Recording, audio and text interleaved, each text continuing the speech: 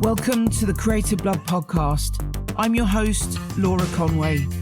If you've ever wanted a backstage pass into the world of creativity from the best in the business, this one's for you. Get ready to hear genuine conversations with the artists, entrepreneurs and creative minds who know no boundaries. Here we go. If I did 1,000 shows with Bowie, that's only 3 years of touring. What about the other 70 years of my life? I just feel in some ways my career is actually beginning, where I could share my inner thoughts and my inner music. That was Mike Garson, American pianist and composer.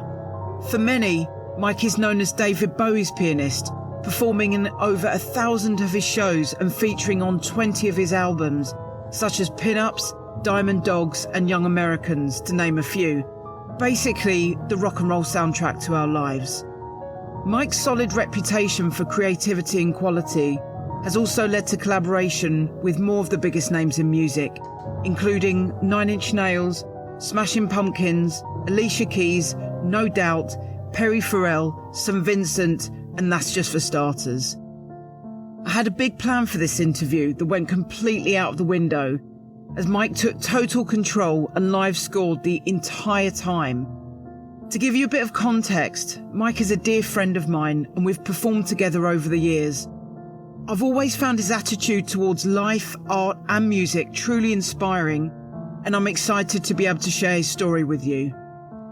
We spoke about so much, from when Bowie first called, how he treats an intimate jazz gig with the same respect as New York's Madison Square Garden, and how at 12 years old, his music teacher nearly took away his confidence and sense of rhythm. Grab your headphones and get ready to smile from the inside out.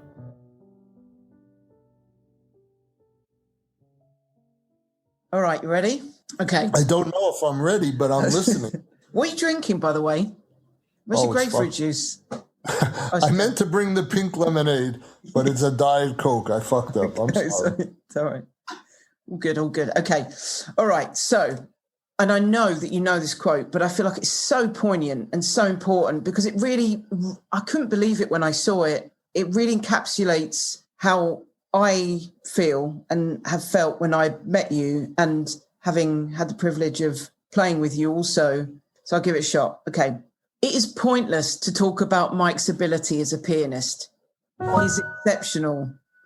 However, there are very, very few musicians who naturally understand the movement and free thinking necessary to hurl themselves into experiential or traditional areas of music. Mike does this with such enthusiasm that it makes my heart glad just to be in the same room with him. There's a million quotes on me for the last 50 years. You know, some are shitty, most are great, and David had the best one. The one that's second best was a Chick Corea quote who just passed away, and he was the godfather of my kids, and my wife used to manage him in the 80s, and he produced my first album, and he played on my second album back in 1980. And he had a great quote when he produced my first album, and it went on the album called Mike Garson. You could find it online and quote it. But so he also had the art of poetry and magic when he wrote. And look at David. I mean, that quote, it's not only cool in words, but it's actually true. But I could never define myself that way or say it that way because it's not it's not my language. My language is the piano. So it feels very good, you know. And my jazz musicians in 1972 alienated themselves from me, and they dissed me because they felt I sold out and left the jazz world to go with a rocker. And I'm thinking, no, this is Miles Davis and Coltrane of the rock world. This guy, when we were on the Spiders from Mars tour, which was his first American tour, I was only playing 10 or 12 songs out of 20. The Spiders were playing the others because they were with him already 2 years. I was the new man on the block. I would sneak out into the audience and sit in the first row because the tour wasn't sold out. And I would watch this guy. And I said, oh my God, this is someone to be reckoned with.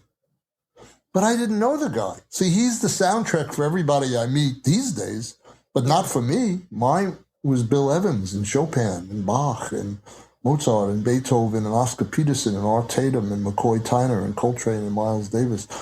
So it was a little strange for me, and I was a little bit of a jazz snob, I must say. But sooner than later, I realized this guy's the real deal. But embarrassingly enough, to answer your question about what's the undercurrent, I'd be on the stage playing for 10, 20,000 people over a 20, 30-year period of time. I swear, I used to be having fantasies of wanting to be in a jazz club for 5 people while I was playing on stage. That's how ungrateful I was until one day a little voice came into my head, you fucking moron, look where you are. Yeah. But that's how brainwashed I was to that other world, because the jazz and classical world, while I adore it, a little snotty and snobby and a little highbrowed in intellect. And I could meet them on that world, and I still do. But I liked the rock people because they had more heart. My jazz buddies would be pissed off I said it, because the great jazz ones have heart. There's no question about it. But there's so many notes going and so much stuff that sometimes it leaves people in the dust.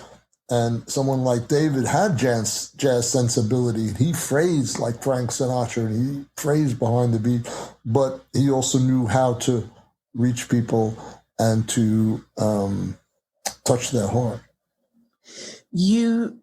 When you talk about that quote and how it touched you and how it resonated with you, it resonates with me, because when you say things like from the bottom of my heart or with all my heart, you can only say something like that or share a sentiment like that if you feel it. And I don't think often people use that sentiment of heart. They don't use that word because it almost feels like it goes below the layer of sort of a professional capacity. You can say like, Mike was a killer musician. Like I won't leave home without him. He'll be on every recording. He's family.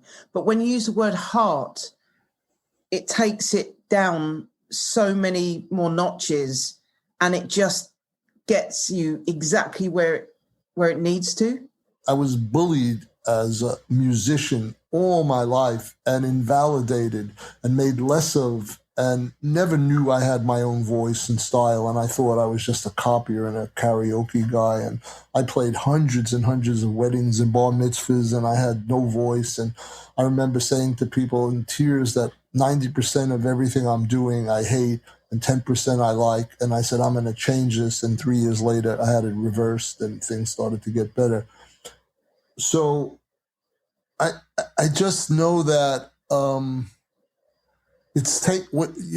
they say it takes like 75 compliments to balance out one nasty remark that somebody said. So, if I've had 150 terrible remarks, I need 75 times 150. So to make up for it, you are making up for some of them. Are making me feel good. But I had, when I was 12 years old, this bastard classical guy I was auditioning playing Liszt or Chopin for this guy who was a famous classical critic in New York. And I was 12 and I didn't know anything except I had pretty good fingers, and I'm playing all the Chopin.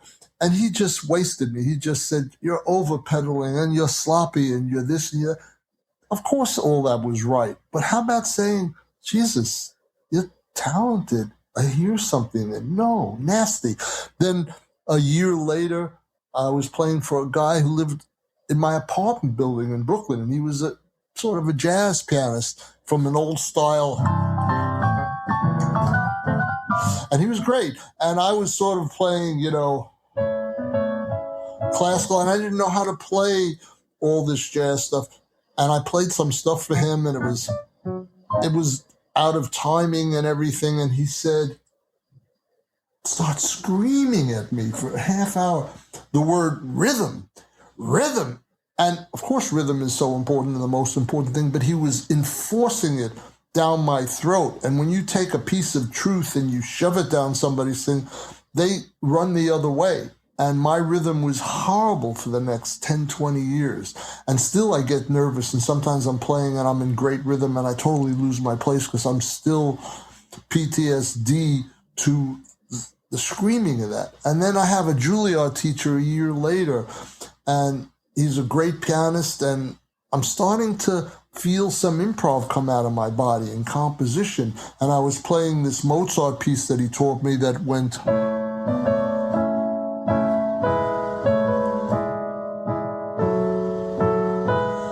So I came into the lesson one day and I did something like...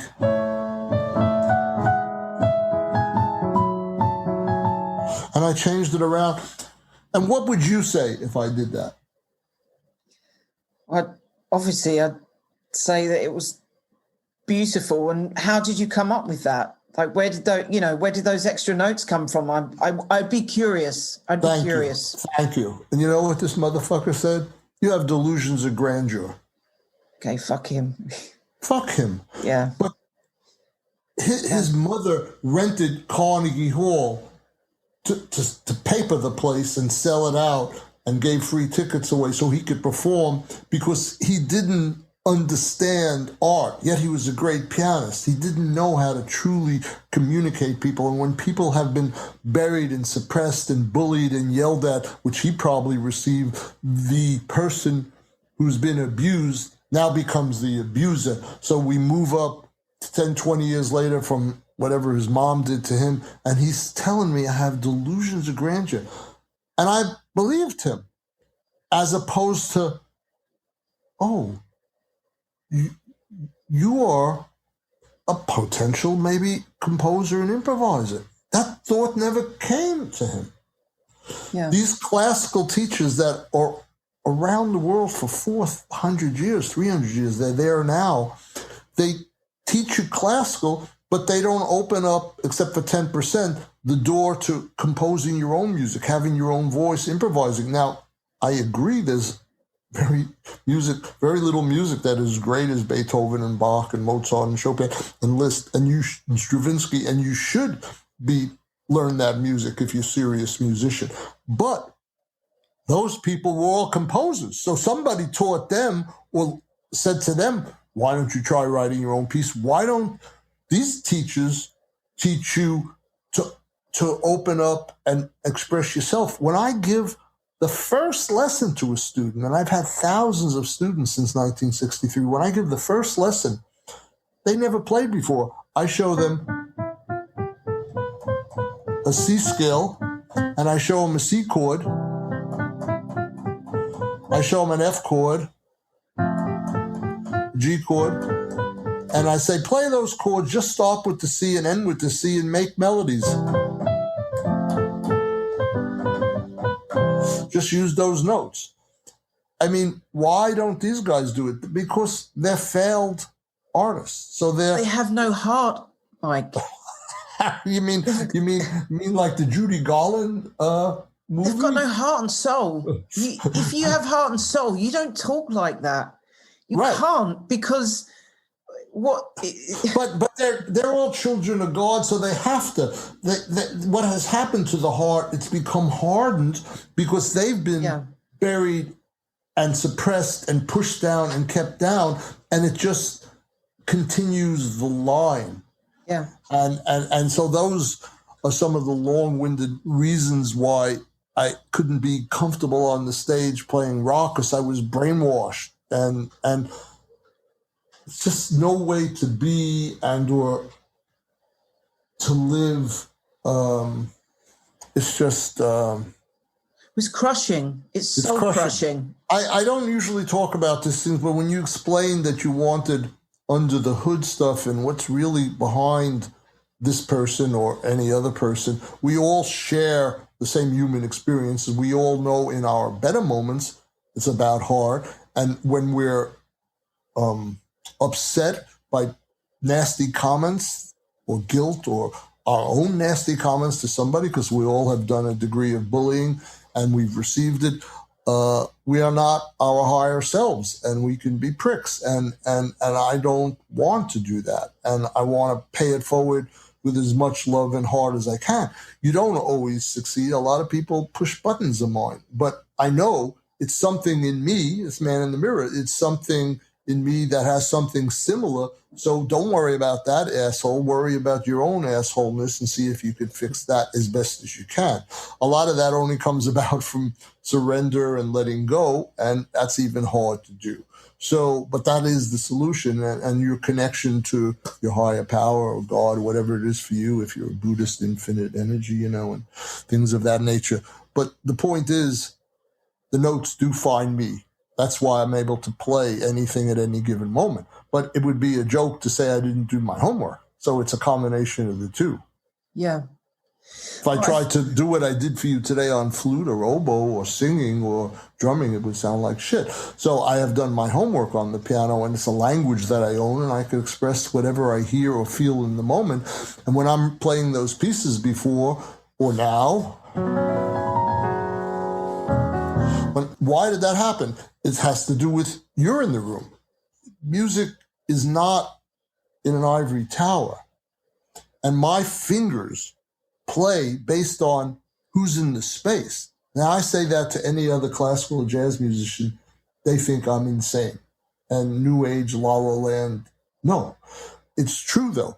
When I'm around a jazz audience, the jazz notes come out. When I'm around a rock audience, that comes out. When I'm around you, whatever came out today, you have a big span. So, but to ignore that the audience doesn't affect my playing, and when I play by myself, it's different than when my wife's in the room, and when you're in the room, and when Bowie audience is in the room, or a jazz audience. And I love music so much that I remember thinking about 40 years ago, wouldn't it be nice if there's something in me that could reach everyone on the planet. This one might want to hear a country lick, and this one might want to hear some avant-garde stuff, and someone else might want to hear some jazz, and someone might want to hear Lady Grinning Soul. And wouldn't it be nice if I could reach everyone on the planet? It's not real, but wouldn't it be nice if I had something in me that could reach out to everybody? And that became an important decision in my life. And everything is based on a decision that you have, and then hopefully you bring it into manifestation on a physical level. Not everything that you think and feel comes into the world, because it has to be, conditions have to be right and favorable, and there are karmic aspects to why things don't happen when they happen, and timing, and there's so much. I could do a 500-hour podcast with you, have no one else ever on your show, and just be you. I'd be up for that. You'd be up for that, and so would I. I thought about that the first time when we spoke last week. I thought connecting and having the opportunity to sort of catch up and say why this was important to me to do. And this is massively out of my comfort zone. This is I can't. It's out of your comfort zone any more than if I was running a podcast, when I've never done. I'd be nervous and not know what we're doing. But that's why this is so much better than all the fucking stupid interviews I do every day, because people ask the same questions, and It's the same thing. You don't even have the knowledge to know what questions to ask, which makes it so great. Wait a second, hold on. I've got a ton here. I've got 15 questions written down, but the truth is, you're never going to get to any of them, because I know. I'll let you. The thing is, of course you have it in you. What I'm trying to say is, what we share, you got to understand, I know you as a drummer. You've been on stage with everybody. You've been on the biggest stages in the world. Yeah. And the show that we played together, there were two. One was Mr. T's Bowl in Highland Park. All right. In LA. Right. And the other one was Lestat's in San Diego. And that was like me doing a jazz gig, because there was 3 people there. But I remember that show. It didn't matter who was in the room. That was the best bit. because that was right. I That's remember. why I like the jazz gigs like that. Yes, you're right. You know, I can't tell you how many gigs I've played where there's been little to no one in the audience, but it's you can't think about that. You never do. It's all about the zone of the music that's being like basically the musicians on stage and that connection. Like you, it doesn't matter if there's 3 people there or. The biggest I ever played for was 500,000 people in the city, right in Minneapolis with Smashing Pumpkins. Although I did Glastonbury with Bowie 2000, it was 250,000 people. There was supposed to be 150,000, but people broke through the gates, and it's a fall. But that didn't make any difference than playing for you today. I treat it as a 24-hour escapade. I don't know what the word is. It's just I want to live art, not like a lot of artists who those 3 hours they're on stage, 3 shows a week, 2-hour shows, let's say, and they're amazing shows, and then they go destroy their life the other 7 days. That's horrible. I don't want to do that, and it's a bad representation for your fans and people who love you because they want to imitate everything you do. So if you're a heroin addict, they might want to do the same thing, rather than think, oh, he worked very hard on his art. Well, no, he uses a lot of pot or cocaine, so I'll do that. That's an easier default. So it's a big responsibility. So there's so much expectation. I don't see any boundaries in music, and I don't see any boundaries in clubs or Madison Square Garden. You know, I remember playing a gig with Martha Reeves from Martha and the Vandellas, the lady who did Dancing in the Street. I remember playing a gig with her. I was her music director for an oldies but goodies at Madison Square Garden about a year before I joined David in 71. And I remember rehearsing at Madison Square Garden in the afternoon and going out into the audience to listen to how the band sounded without me on the piano, just to see the balance and hear her voice. And I went out there, and there was no one in the Madison Square Garden. So big space in that arena, 20,000 people, I guess. And then that night, I remember playing. The lights were on us on stage and Martha, and couldn't really see who was in the audience. The experience was the same for me as the afternoon when there was nobody there, because the music has nothing to do with anyone else. It has to do with what you're creating. Now, I am affected if it's my show, who's in the audience. Even when I'm a backup pianist, I still play a certain way based on Martha and the audience. But essentially, what's coming out of me, it's like a duality. It's a double-edged sword. I'm affected by who's there, but yet it doesn't matter who's there because I need to express whatever I want to express. But because we're all connected, they're one and the same. So it's kind of like the Aladdin Sane solo is played through David's eyes. If he could play the piano as well as me, that's what I think he would have played, because that's not how I normally play. I write songs that sound like this.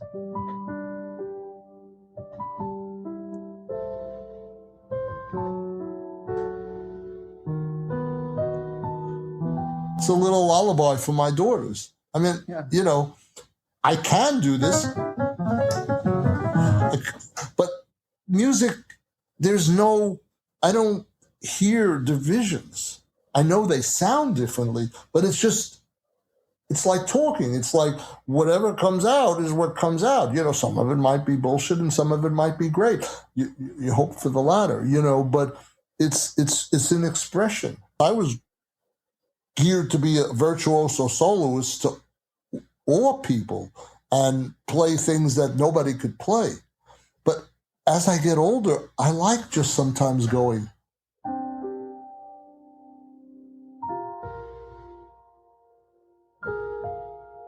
That brings me as much joy as if I'm playing. It's whatever I happen to be into. And it took a long time to get that freedom to be allowing to let the space between the notes be as important as the notes. That takes a lot of experience, and you have to have suffered a lot in life too, which we all do anyway. So to be able to express that pain and that beauty. And to be given the space to do it. Because And that's to the be thing. given the space.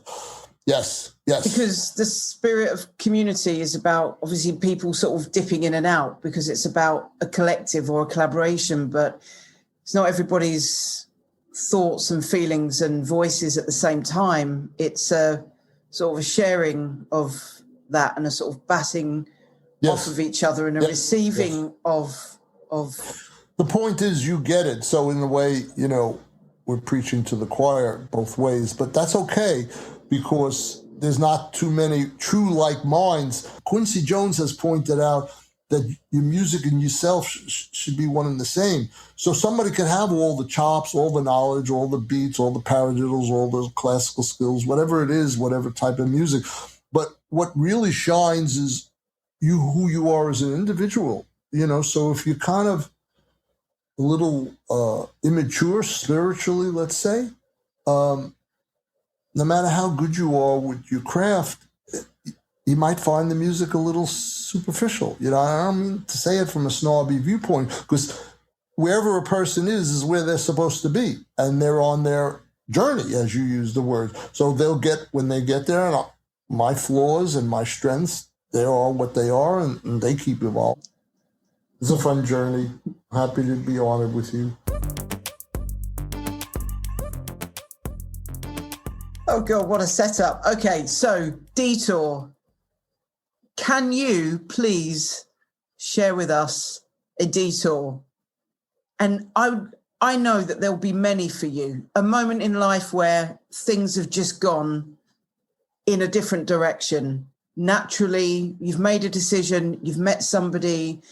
And I guess I'd love to ask, I know that you have so many, but is there one that means something to you, that one that you want to share instinctively, but then is there also another one that you haven't shared that you feel is sort of adds to part of the journey? This might surprise you, but starting in present time, this podcast is a great detour, because everything we're talking about isn't on your list except this question. So this is a detour. Getting the Bowie call is the obvious detour, because I'm in a jazz club and I come home and made $5, and I looked at my wife and my 1-year-old daughter and said, I can't support a family on $5 in a jazz club. This is 1972. I made the comment, I want to go out with a very famous rock band, and Bowie called a night later. Go figure. So that's a detour. But everything, every second is actually a detour when you have the humility, the fucking humility to get out of your own way. But the ego prevents us from doing it all the time. We get lucky. And all the best gigs, and every name you mentioned of who I work with when I was not listening but playing the piano because it's embarrassing,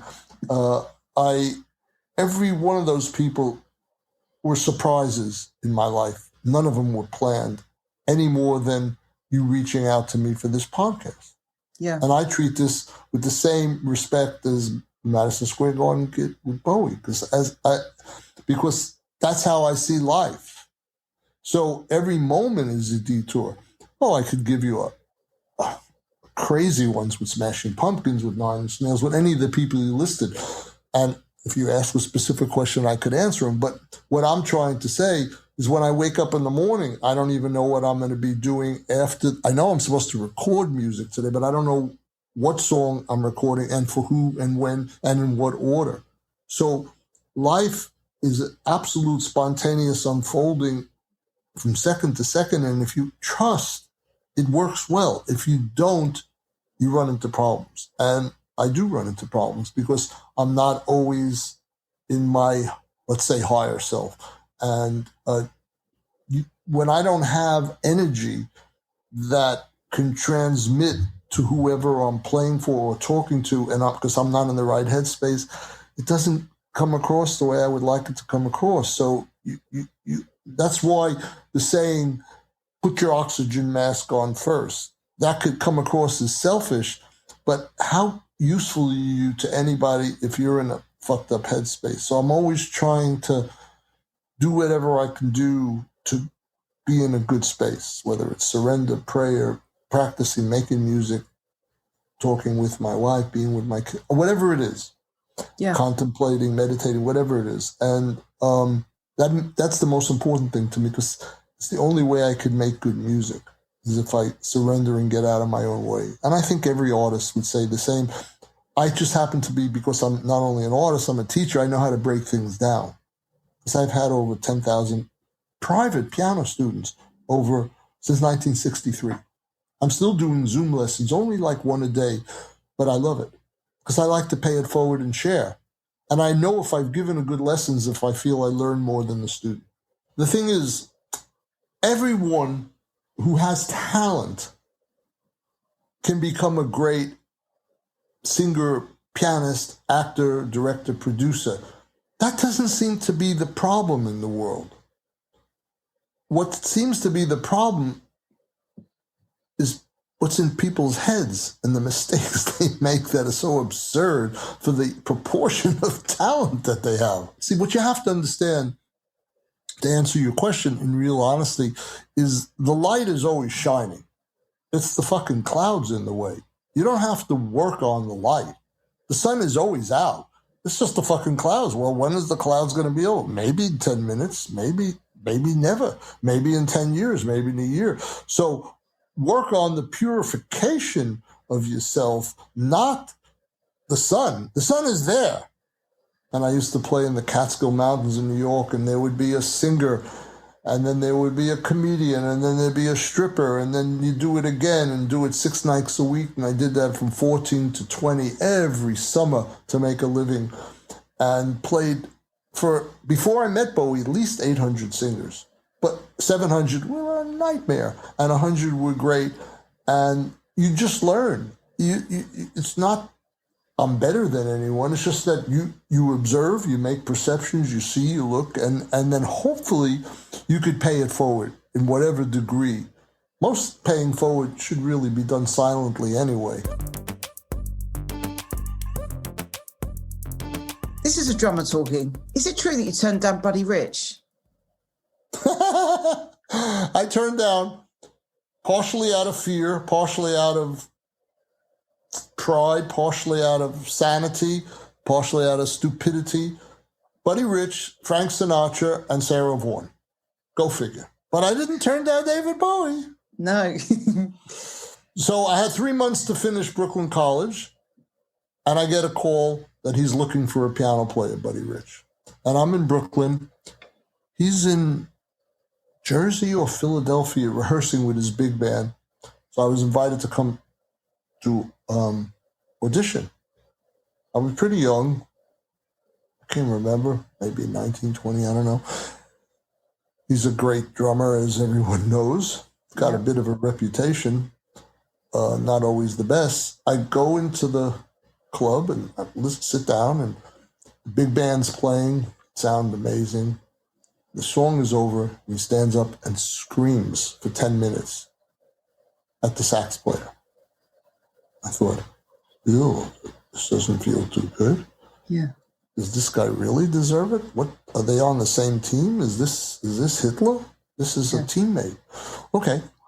They play another song. Song's over, stands up screaming at the trumpet player. But not screaming, making shit of him, making less of him. I stood up, got in my car, went back and finished college. He never knew I was even in the room. And what's your outro track? If you were to basically put the mic down, switch the mic off right now, drop the mic and walk out the studio, what would you want us to hear? A piece was coming to my head by Bill Evans from one of his albums, okay, which you could play, and it's called My Foolish Heart, and it goes...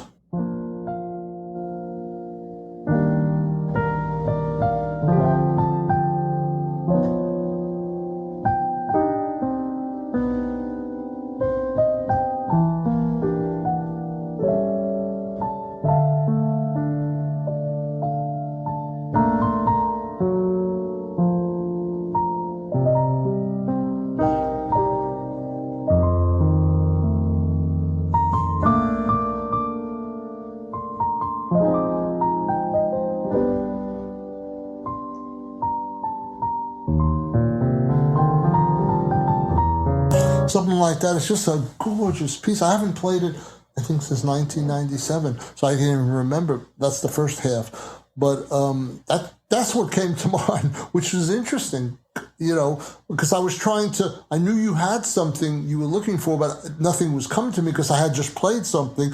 And then when you clarified and then you self-doubted yourself, that's when that came into me. I'm with you. I just want to say a massive thank you. Honestly, I just, from the bottom of my heart, I could never ask of you what you've shared, but the fact that you've shared it, it means so much. So thank you. And I really hope that can see each other in person. Well, there's lots of things we got to do. We're on it now, Mike. This is the thing. This is what happens, That's right.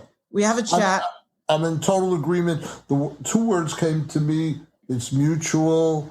It's ditto. You brought love into my life. You brought heart. You've acknowledged parts of me that haven't been understood because you're another artist, and you get me. Many people get me on a Bowie scale or a fame scale, but you get me in the way that means something to me. The other shit doesn't really matter to me because most of my life I was not known. All the gigs that I played before I met David, But the reason he called me is because I did the prior work. He didn't call me and he didn't make me great. He brought things out of me because of his beingness like Vangelica. He had that energy. But I played good. But I was not known. So he changed my trajectory, which is obviously the obvious detour answer, which would be my guess to use all you want. But I knew this conversation was much bigger than detour. That's why I was laughing to myself last week when you said it. I said, she doesn't know what's coming at her. But It's good because she doesn't know, she hasn't done it. So it's its own little world, and I could go anywhere with it, and so can she. You did your homework. You know me. Yeah. You get me. I get you. Listen, I'm the fucking one who asked you to join me at the Pizza Express and play drums. You punked out, not me. I know. So fuck you. Oh, God. I will close with that. Yeah.